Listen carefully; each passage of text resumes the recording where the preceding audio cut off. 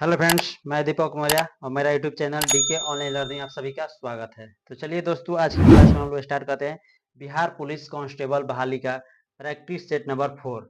ठीक है, तो आज हम लोग क्या प्रैक्टिस सेट के रूप में सिर्फ बिहार जी के लेकर आए हैं। बिहार के कुछ इंपॉर्टेंट क्वेश्चन जो कि बिहार के किसी भी कॉम्पिटिटिव एग्जाम के लिए बहुत ही ज़्यादा महत्वपूर्ण है। और आप लोगों ने अभी तक नहीं देखा है तो जरूर आइए मेरे चैनल पर और बिहार के मोस्ट इम्पोर्टेंट क्वेश्चन को जरूर देखिए और उसे जाकर अपने एग्जाम में टिक आउट कर कीजिए।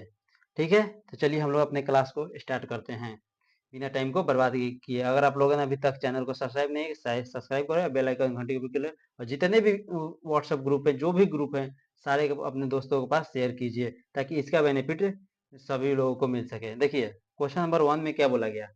क्वेश्चन नंबर 1 में बोला गया, किस शासक ने अपनी राजधानी पाटलिपुत्र में स्थानांतरित की थी। बताइए, किस शासक ने अपनी राजधानी पाटलिपुत्र में स्थानांतरित की थी। वो कौन शासक थे? तो उदयन बोला है। कौन से? उदयन बोला गया। उदयन थे। ठीक है, चलिए क्वेश्चन नंबर नेक्स्ट बात है। नेक्स्ट क्वेश्चन नंबर पर बोला गया कि भगवान बुद्ध के महापरिनिर्वाण के बाद पहली बौद्ध संगति हुई थी। बताइए कहाँ पर हुई थी। तो वह कहाँ पर हुई थी? वह राजगीर में हुई थी। कहाँ पर हुई थी? राजगीर में हुई थी। ठीक है, वह हमारे कहाँ पर हुई थी? तो राजगीर में हुई थी। ठीक है, चलिए क्वेश्चन नंबर थर्ड पाते हैं। क्वेश्चन नंबर थर्ड में बोला गया कि उदंतपुर, क्या बोला गया? उदंतपुर शिक्षा केंद्र निम्न में से किस राज्य में अवस्थित है। वो कहाँ पर है? उदंतपुर शिक्षा केंद्र, तो वो हमारा कहाँ पर? बिहार में है। कहाँ पर? बिहार में है। ठीक है, बिहार में है हमारा शिक्षा शिक्षा केंद्र। कहाँ पर है? तो बिहार में है। ठीक है, बिहार में। वो पर कहाँ पर है? बिहार में। Option number B correct answer होगा। तो क्वेश्चन नंबर 4 पर देखिए। क्वेश्चन नंबर 4 में बोला गया कि बिहार के चिराद नामक पूरा स्थल की प्राचीनतम संस्कृति है। बताइए, प्राचीनतम संस्कृति है बिहार की, तो कौन से है? तो वो कौन सा है? तो नौ पाषाणिक संस्कृति। किस ऑप्शन में है नौ पाषाणिक संस्कृति? वो ऑप्शन नंबर थर्ड में बोला गया, सी में बोला गया। ऑप्शन नंबर सी में बोला गया, क्या नौ पाषाणिक संस्कृति बोला गया जिसे। ठीक है, नौ पाषाणिक संस्कृति बोला गया। उसके बाद क्वेश्चन नंबर 5 पे आते हैं। क्वेश्चन नंबर देखिए 5 में बोला गया कि पाटलिपुत्र में बुलाई गई प्रथम जैन संगति के अध्यक्ष कौन थे। पाटलिपुत्र में बुलाई गई प्रथम जैन संगति के प्रथम अध्यक्ष कौन थे। ऑप्शन क्वेश्चन नंबर 5 का कौन सा हो जाएगा? स्थूलभद्र बोला गया। ऑप्शन नंबर सी बोला गया। क्या? कौन सा? स्थूलभद्र बोला गया। ठीक है, स्थूलभद्र बोला गया। ऑप्शन नंबर सी बोला गया, स्थूलभद्र। ठीक है, चलिए आगे क्वेश्चन नंबर 6 पर देखिए। क्वेश्चन नंबर 6 में बोला गया कि प्राचीन महाजनपद मगध की प्रथम राजधानी कौन सी थी। प्राचीन महाजनपद मगध की प्रथम राजधानी कौन सी थी। तो बताइए कौन सा ऑप्शन हो जाएगा इसका 6 का? तो 6 नंबर का ऑप्शन हो जाएगा। वह कौन सा? तो इसमें खैर दिया नहीं है। देखिए इनमें क्या है, क्योंकि देखिए महाजनपद के प्रथम राजधानी बताया जाए तो यहाँ पर उदय पाटलिपुत्र से उदयंत जो कि राजगिरी में पड़ जाता है। फिर वैशाली से इसमें विष्णु के शिशुनाग पड़ जाते हैं, यानी कालाशोक और पाटलिपुत्र में आ जाते हैं उसके बाद। ठीक है, चंपा बोला गया। तो यानी कि इसका ऑप्शन एक ले लीजिए, ऑप्शन नंबर ई ले लीजिए। इसमें ऑप्शन नंबर ई होगा, इनमें से कोई नहीं। ठीक है, इनमें से कोई नहीं, यानी कि इनमें से कोई नहीं होगा। ऑप्शन नंबर क्या है? इनमें से कोई नहीं।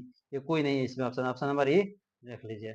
ठीक है, उसके बाद क्वेश्चन नंबर 7 में देखिए। क्वेश्चन नंबर 7 में बोला गया कि क्वेश्चन नंबर 7 बोला कि देश में जनसंख्या के संदर्भ में बिहार राज्य का स्थान 2011 के अनुसार क्या है। वह कौन सा है? वह जनसंख्या का आधार कौन सा है? तृतीय है। कौन सा? तृतीय। ऑप्शन नंबर ये बोला गया, तृतीय बोला गया। ठीक है, चलिए क्वेश्चन नंबर 8 पे आते हैं। क्वेश्चन नंबर 8 में बोला गया कि केसरिया सुप्रसिद्ध है। क्या बोले? कि केसरिया सुप्रसिद्ध है। तो बताइए केसरिया सुप्रसिद्ध है किस लिए? केसरिया सुप्रसिद्ध है किसके लिए? तो केसरिया किसके लिए सुप्रसिद्ध है?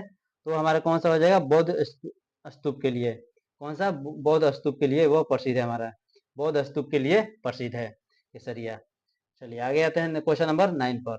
क्वेश्चन नंबर देखिए 9 में बोला गया कि नालंदा बिहार का विध्वंस किया था। नालंदा बिहार का विध्वंस किया था। नालंदा बिहार का, बिहार नहीं, बिहार, बिहार का विध्वंस किया था। बताइए कौन किया था? नालंदा बिहार का विध्वंस कौन किया था? तो वह बख्तियार खिलजी ने किया था। कौन से? कौन किए थे? बख्तियार खिलजी ने किए थे। ठीक है, बख्तियार खिलजी ने किया था। बख्तियार खिलजी ने किया था। ठीक, क्वेश्चन नंबर 10 पर देखते हैं। क्वेश्चन नंबर 10 में बोला गया विश्व का पहला गणतंत्र वैशाली में किसके द्वारा स्थापित किया गया था? किसके द्वारा स्थापित किया गया था? बताइए। क्वेश्चन बोला है कि विश्व का पहला गणतंत्र वैशाली में किसके द्वारा स्थापित किया गया था? ये कौन सा ऑप्शन हो जाएगा? वो लिच्छवी के द्वारा स्थापित किया गया था। ऑप्शन नंबर डी बोला गया, लिच्छवी के द्वारा स्थापित किया गया था। ठीक है, ऑप्शन नंबर डी लिच्छवी के द्वारा स्थापित किया गया था। अब आते हैं क्वेश्चन नंबर 11 पर। देखिए क्वेश्चन नंबर 11 में बोला गया कि निम्न में से किस वेद में वर्ण व्यवस्था की चर्चा मिलती है? किसमें मिलती है वर्ण व्यवस्था की चर्चा मिलती है? बताइए किस वेद में वर्ण व्यवस्था की चर्चा मिलती है? तो वह है कहाँ? ऋग्वेद बोला गया। ऑप्शन नंबर ए बोला गया, ऋग्वेद बोला गया। ऑप्शन नंबर ऋग्वेद बोला गया। ठीक है, चलिए क्वेश्चन नंबर आते हैं नेक्स्ट पर।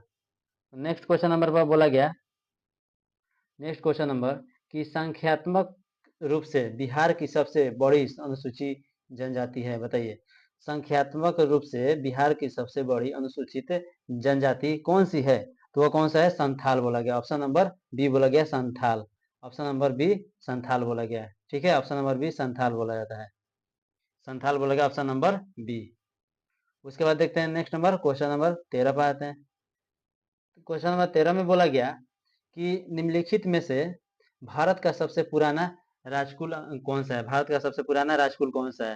निम्नलिखित में से भारत का सबसे पुराना राजकुल कौन सा है? तो बताइए पुराना राजकुल कौन सा है? तो वह हमारा कौन सा? गुप्त बोला गया। ऑप्शन नंबर बी बोला गया, गुप्त बोला गया। ऑप्शन नंबर बी गुप्त बोला गया है। ठीक है, ऑप्शन नंबर बी गुप्त बोला जाता है।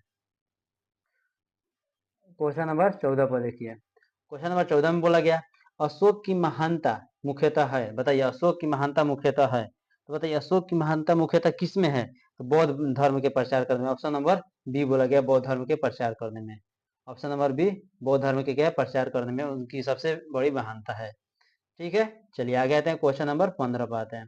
क्वेश्चन नंबर 15 में बोला गया पटना का प्राचीन नाम क्या है? बताइए पटना का प्राचीन नाम क्या है? तो आप लोग भी बहुत सुने होंगे पटना का प्राचीन नाम क्या था? पाटलिपुत्र। क्या था? पाटलिपुत्र जो है पटना का प्राचीन नाम है। पटना का प्राचीन नाम कौन सा है? पाटलिपुत्र बोला गया। ठीक है, पाटलिपुत्र। क्वेश्चन नंबर 16 देखिए। क्वेश्चन नंबर 16 में बोला गया, 16 में क्या बोला जाता है कि वैशाली के नगर वधु का क्या नाम था? वैशाली के नगर वधु का क्या नाम था? बताइए नगर वधु का क्या नाम था वैशाली के? तो क्या नाम था उनके नगर वधु का? वैशाली का नाम आम्रपली बोला गया। ऑप्शन नंबर बी बोला गया, आम्रपली। आम्रपाली बोला गया। ऑप्शन नंबर बी बोला गया। उसके बाद क्वेश्चन नंबर 17 पे आते हैं। नालंदा विश्वविद्यालय किस लिए विश्व प्रसिद्ध है? नालंदा विश्वविद्यालय किस लिए विश्व प्रसिद्ध है? तो बताइए यहाँ पर सबसे ज्यादा क्या होता था? यानी बौद्ध धर्म दर्शन होता था। क्या बोला गया? बौद्ध धर्म दर्शन के लिए सबसे ज्यादा विश्व प्रसिद्ध है कौन सा? नालंदा विश्वविद्यालय। ठीक है, नालंदा विश्वविद्यालय। उसके बाद सेकेंड लास्ट क्वेश्चन पर देखिए, 18 नंबर क्वेश्चन में बोला गया कि निम्नलिखित में से मगध का कौन सा राजा सिकंदर महान के समकालीन था? कौन सा राजा सिकंदर महान के समकालीन था? ऑप्शन नंबर हो जाएगा घनानंद, यानी कि ऑप्शन नंबर बी बोला गया, घनानंद। क्या? धनानंद। ऑप्शन नंबर बी बोला जाता है, धनानंद। ऑप्शन नंबर बी बोला गया। ठीक है, अब आते हैं क्वेश्चन नंबर 19 पर। ठीक है, क्वेश्चन नंबर 19 में बोला गया कि लास्ट क्वेश्चन है ये हमारा, मौर्य वंश के पश्चात किस वंश का राजा स्थापित हुआ? मौर्य वंश के पश्चात किस वंश का राजा स्थापित हुआ था? बताइए मौर्य वंश के पश्चात उसके बाद किस वंश का राजा स्थापित हुआ था? कौन सा राजा स्थापित हुआ था? तो इसका आंसर आप लोग कमेंट में जरूर दें और बताएं कि कैसा वीडियो है, कैसा लगा। और इस तरह के अगर नए नए कंटेंट के लिए आप लोग कमेंट में कीजिए और हम उस पर वीडियो आपको लेकर आएंगे और आप लोग उसे देखकर अपने एग्जाम का क्वालिफाई कर सकते हैं। ठीक है, जय हिंद, जय भारत।